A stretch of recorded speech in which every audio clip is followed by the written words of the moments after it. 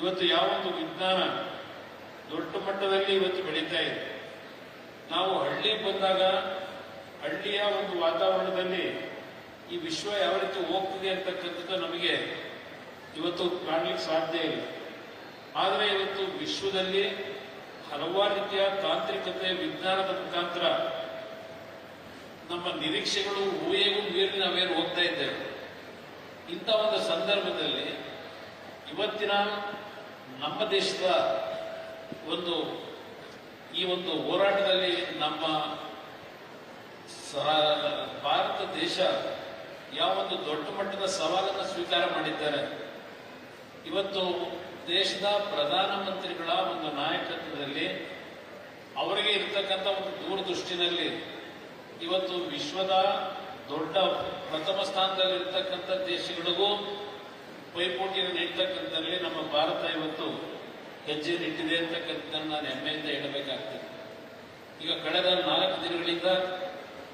4 ದಿನಗಳ ಈ ಒಂದು ಯಾವೊಂದು ಎಐನ ಸಬ್ಮಿಟ್ ನಡೀತಾ ಇದೆ. ಇವತ್ತು ದೇಶದ ಪ್ರಧಾನಮಂತ್ರಿಗಳು ಇದಕ್ಕೆ ಒಂದು ಹೆಚ್ಚಿನ ಆದ್ಯತೆಯನ್ನು ಕೊಡಬೇಕು ಅಂತ ಹೊರಟಿದ್ದಾರೆ.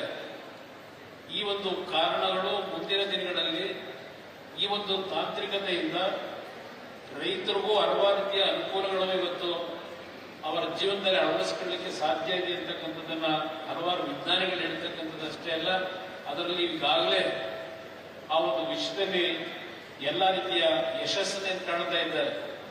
ಇವತ್ತು ಅಮೆರಿಕ ಮತ್ತು ಚೈನಾ ದೇಶಗಳು ನಮಗಿಂತ ಬಹಳ ದೂರದಲ್ಲಿದ್ದಾರೆ. ಬಹುಶಃ ಅಮೆರಿಕ ದೇಶದಲ್ಲಿ ಸುಮಾರು $200 ಬಿಲಿಯನ್ ಇವತ್ತು ಈ ಒಂದು ಎಐನ ಕ್ಷೇತ್ರದಲ್ಲಿ ಅವರ ಒಂದು ಬಂಡವಾಳ ಹಾಕಿರ್ತಕ್ಕಂಥದ್ದಿರ್ಬೋದು. ಅದೇ ರೀತಿಯಲ್ಲಿ ಚೈನಾದಲ್ಲಿ ಸುಮಾರು $30 ಬಿಲಿಯನ್ ಇವತ್ತು ಅಳವಡಿಸಿರ್ತಕ್ಕಂಥದ್ದಿರ್ಬೋದು, ವೆಚ್ಚವನ್ನು ಮಾಡ್ತಾ ಇರತಕ್ಕಂಥದ್ದು. ಇದರ ಮಧ್ಯೆ ನಮ್ಮ ದೇಶದಲ್ಲಿ ಪ್ರಧಾನಮಂತ್ರಿಗಳ ನೇತೃತ್ವದಲ್ಲಿ ಹಲವಾರು ದೇಶಗಳ ಅಧ್ಯಕ್ಷರುಗಳು ಪ್ರಧಾನಮಂತ್ರಿಗಳು ಈ ಕಾರ್ಯಕ್ರಮದಲ್ಲಿ ಭಾಗವಹಿಸಿ ಪ್ರಧಾನಮಂತ್ರಿಗಳ ಜೊತೆ ಕೈ ಜೋಡಿಸ್ತಕ್ಕಂಥ ಒಂದು ತೀರ್ಮಾನ ಏನು ಮಾಡಿದ್ದಾರೆ, ಅದು ನಮ್ಮ ದೇಶಕ್ಕೆ ಸಲ್ಲಿಸತಕ್ಕಂಥ ಗೌರವ ಇದು ಅಂತಕ್ಕಂಥ ನನ್ನ ಅಭಿಪ್ರಾಯ. ಭಾರತ ದೇಶ ಇವತ್ತು ಯಾವೊಂದು ದಿಕ್ಕಿನಲ್ಲಿ ನಾವು ಹೋಗ್ತಾ ಇದ್ದೇವೆ ಆದರೆ ಒಂದೊಂದು ಬಾರಿ ನನ್ನ ಮನಸ್ಸಿನಲ್ಲಿ ಎಲ್ಲೋ ಒಂದು ಕಡೆ ಮನಸ್ಸಿಗೆ ನೋವಾಗ್ತಕ್ಕಂಥದ್ದು ಇದೆ ನನಗೆ.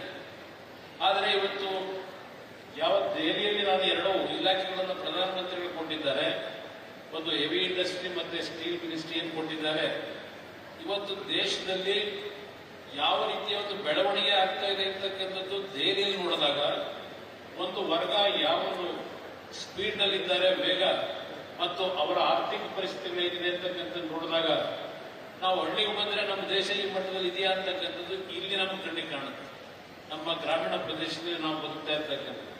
ಆದರೆ ಇವತ್ತು ಆ ನಿಟ್ಟಿನಲ್ಲಿ ಸದಾನಂದ ಗೌಡರು ಏನು ಹೇಳಿದ್ದಾರೆ, ಆ ಹಿನ್ನೆಲೆಯಲ್ಲೇ ಹೇಳಿದ್ದಾರೆ, ಇವತ್ತು ನಾವು ಈ ಸಮಾಜ ಯಾವ ದಿಕ್ಕಿನಲ್ಲಿ ಹೋಗ್ತಾ ಇದೆ ವೇಗದಲ್ಲಿ ಆ ದಿಕ್ಕಿನಲ್ಲಿ ಹೋಗ್ತಕ್ಕಂಥದ್ದಕ್ಕೆ ನಾವು ಪ್ರಯತ್ನ ಪಡಬೇಕು ಅಂತಕ್ಕಂಥದ್ದು ಏನು ಹೇಳಿದ್ದಾರೆ. ಇದಕ್ಕೆ ಇವತ್ತು ಪರಮ ಪೂಜ್ಯ ಸ್ವಾಮೀಜಿಯವರ ಕೊಡುಗೆ, ಈಗಿನ ಮುಂದಿನ ಭವಿಷ್ಯವನ್ನು ನಿರ್ಮಾಣ ಮಾಡತಕ್ಕಂಥದ್ದಕ್ಕೆ ಪರಮ ಪೂಜ್ಯರಿಂದ ಹಲವಾರು ರೀತಿಯ ಒಂದು ನಮ್ಮ ಮುಂದಿನ ಯುವಕರಿಗೆ ಮಕ್ಕಳಿಗೆ ಏನೊಂದು ಶಿಕ್ಷಣವನ್ನು ಕೊಡ್ತಕ್ಕಂಥದ್ರಲ್ಲಿ ಪರಮ ಪೂಜ್ಯರಲ್ಲಿರ್ತಕ್ಕಂಥ ದೂರದೃಷ್ಟಿ ನಾನು ನೋಡಿದ್ದೇನೆ. ಇವತ್ತು ತಾಂತ್ರಿಕವಾಗಿ ಅದೇ ರೀತಿಯಲ್ಲಿ ವಿಜ್ಞಾನದ ಮುಂದುವರಿಕೆಯನ್ನು ಗಮನಿಸಿ ಪರಮ ಪೂಜ್ಯರ ಬಗ್ಗೆ ನಾನು ಹೇಳೋದಾದ್ರೆ ಚಿಕ್ಕಬಳ್ಳಾಪುರ ಒಂದು ಉದಾಹರಣೆಯನ್ನು ಕೊಡಲಿಕ್ಕೆ ಬಯಸ್ತೇನೆ. ಚಿಕ್ಕಬಳ್ಳಾಪುರದಲ್ಲಿ ಕೋಲಾರದಲ್ಲಿ ಇವತ್ತು ಶಿಕ್ಷಣಕ್ಕೆ ಅಷ್ಟು ದೊಡ್ಡ ಮಟ್ಟದ ಒಂದು ವಾತಾವರಣ ಇರಲಿಲ್ಲ. ಪರಮ ಪೂಜ್ಯರು ಅಲ್ಲಿಯೇ ನೇತೃತ್ವವನ್ನು ವಹಿಸಿದಾಗ ನಿರ್ಮಲಾನಂದ ಸ್ವಾಮೀಜಿಯವರು ಆ ಒಂದು ಕೆಲಸದಲ್ಲಿ ಚಿಕ್ಕಬಳ್ಳಾಪುರ ಕೋಲಾರ ಭಾಗದ ಅಲ್ಲಿಯ ವಿದ್ಯಾರ್ಥಿಗಳಿಗೆ ಒಂದು ದೊಡ್ಡ ಮಟ್ಟದ ಶಿಕ್ಷಣವನ್ನು ಬೆಳೆಸ್ತಕ್ಕಂಥದ್ರಲ್ಲಿ ಅವರ ವೈಯಕ್ತಿಕವಾದ ಕೊಡುಗೆ ದೊಡ್ಡ ಮಟ್ಟದಲ್ಲಿ ಇರತಕ್ಕಂಥದ್ದು ನನ್ನ ಅಭಿಪ್ರಾಯ.